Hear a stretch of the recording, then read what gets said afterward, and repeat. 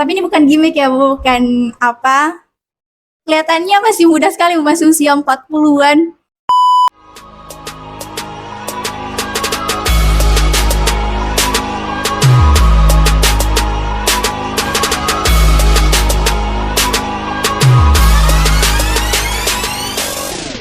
Assalamualaikum, halo Sobat Mansa, marhaban ya Ramadan. Berjumpa lagi dengan saya Aul tentunya di episode spesial Karangpuang Podcast. Nah Sobat Mansa, seperti yang kalian lihat di judul, ternyata di tengah-tengah hangatnya bulan Ramadan ini, kita kedatangan bintang tamu terhormat. Ya, beliau ini tentunya telah dikenal di segala kalangan di Kabupaten Sinjai. Ini dia mantan Wakil Bupati Sinjai periode tahun 2018-2023, Ibu Haji Andi Kartini Otong, SPMSP. Assalamualaikum Puang. Waalaikumsalam warahmatullahi wabarakatuh. Bagaimana Puang kabar hari ini? Alhamdulillah kabar baik. Alhamdulillah. Sebelumnya banyak-banyak terima kasih juga karena telah menyempatkan hadir di Karangpuang Podcast. Saya juga mengucapkan terima kasih banyak karena suatu kemajuan yang luar biasa. Saya melihat bahwa ada perkembangan baru di Man1, artinya Man1 ini yang semakin berkembang. Alhamdulillah.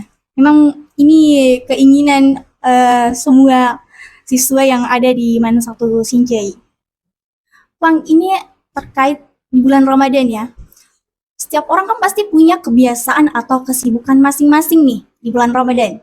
Nah, dari Ibu pribadi, apa ada kebiasaan setiap bulan Ramadannya dan apa sih kesibukannya untuk bulan Ramadan di tahun ini? Ya, alhamdulillah tentu kebahagiaan tersendiri bagi umat Islam, terkhusus saya. Ya, dengan hadirnya bulan Ramadan ini tentu saya semakin banyak bersyukur, semakin menguatkan ibadah, terkhusus ibadah-ibadah sunnah dan wajib, dan alhamdulillah yang paling khusus adalah saya memperbanyak mendekatkan diri dan membaca Al-Quran. Dari kesibukan pribadi Bu, apa ada ini selain dari itu? Ya, selain memperbanyak ibadah, tentu kegiatan-kegiatan sosial kami lakukan. Ya, menjelang buka puasa kami bagi-bagi takjil, alhamdulillah di depan kantor Golkar. Dan setelah salat Isya berjamaah, kadang saya mengisi ceramah di beberapa masjid yang ada di Kabupaten Sinjai. Nah, seperti itu ya Bu.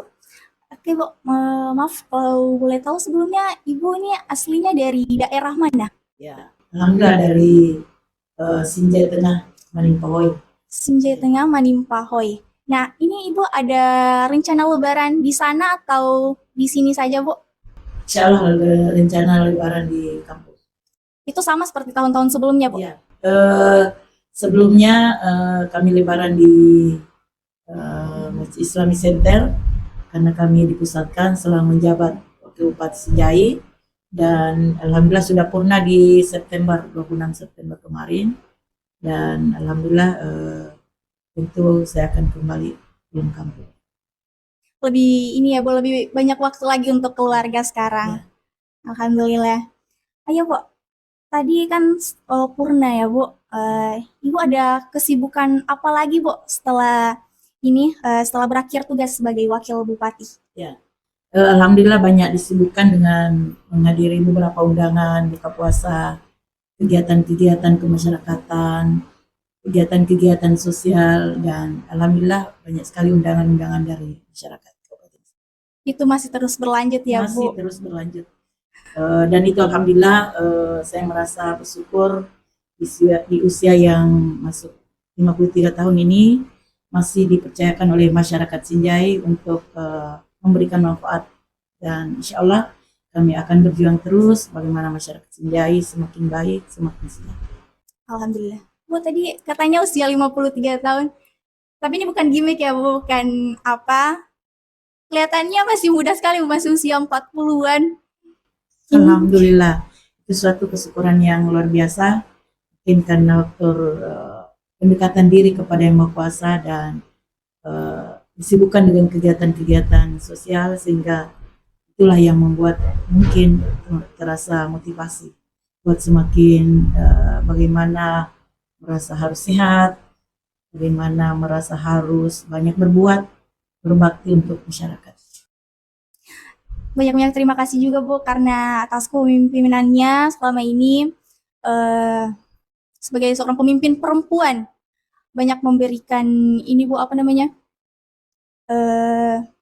suatu hal yang baik. Jujur Bu, dari lingkungan pribadi saya Bu, yang saya dengar itu sosok Ibu Andri Karni Otong itu wah luar biasa.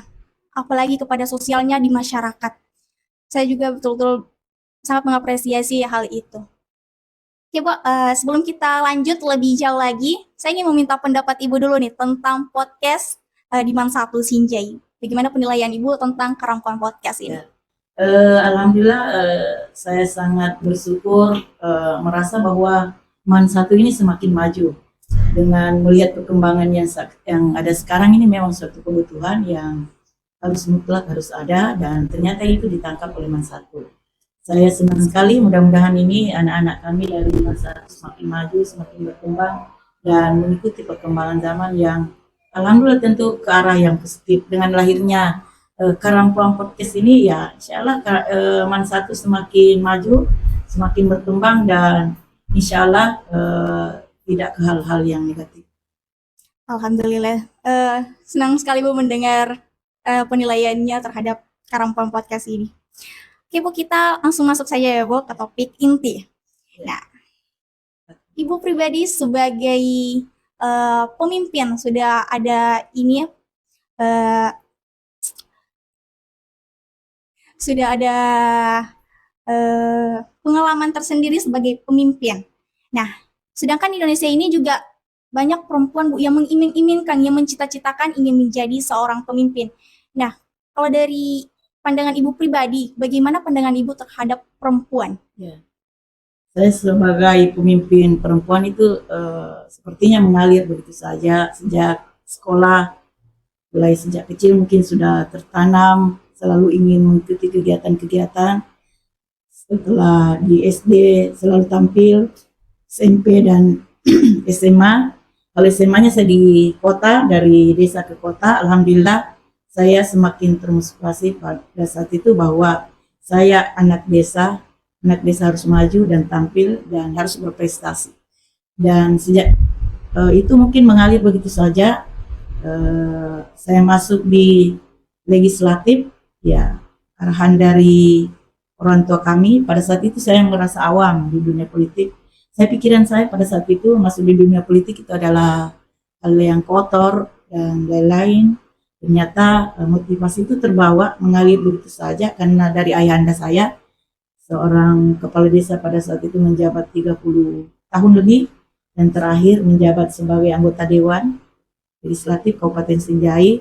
Dia sangat mengharapkan ada pelanjutnya. Sehingga pada saat itu saya mengatakan, aduh jangan saya, mungkin yang lain kayak laki-laki. Tapi ayah saya pada saat itu ngotot bahwa di antara anak saya yang mampu untuk melanjutkan perjuangan saya adalah kamu, ya saya. Pada saat itu saya harus mempertimbangkan dua hal yang sangat penting, karena satu sisi saya seorang konsultan, satu sisi saya harus berhenti diperhadapkan pada pilihan yang harus masuk di dunia politik yang tentu saya masih merasa awam, ya. Sehingga saya dengan bismillah, karena itu amanah dari orang tua saya, harapan yang besar, mungkin ada hal yang harus saya wujudkan, ternyata alhamdulillah tidak sia-sia. Jadi mengalir begitu saja, saya masuk di legislatif periode pertama itu dari 2014 ke 2018, alhamdulillah pada saat itu saya sudah masuk dan belum terpilih, ya. Pada saat itu walaupun jumlah suara saya terbesar di Dapil 4 Sinjai Tengah Sinjai Barat, tapi karena sistem pemilu pada saat itu mengharuskan bukan jumlah pemilih terbesar, tapi masih sistem nomor urut, sehingga saya harus legowo dan saya juga senang pada saat itu, alhamdulillah tidak terpilih, ya. Karena bapak saya yang sungguh kesian saya melihat, sehingga saya harus termotivasi, diberikanlah wewenang tanggung jawab menggantikan beliau selaku pimpinan kecamatan. Saya terima dengan ikhlas, saya jadikan pengalaman, periode selanjutnya 2014 ke 18 alhamdulillah terpilih dan tetap suara terbanyak. Sistem pemilu pada saat itu alhamdulillah masih normal-normal saja, dan alhamdulillah saya harus berhenti jadi seorang konsultan dan masuk di dunia politik.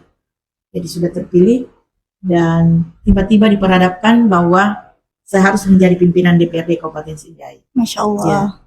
Tiba-tiba saya dalam hati saya, waduh besar tanggung jawabnya. Ya. Saya berpikir lagi, salah mungkin ini kalau saya dikasih amanah. Ternyata saya dipanggil sama pimpinan Golkar pada saat itu di provinsi, diperhadapkan pada pilihan pimpinan dan anggota.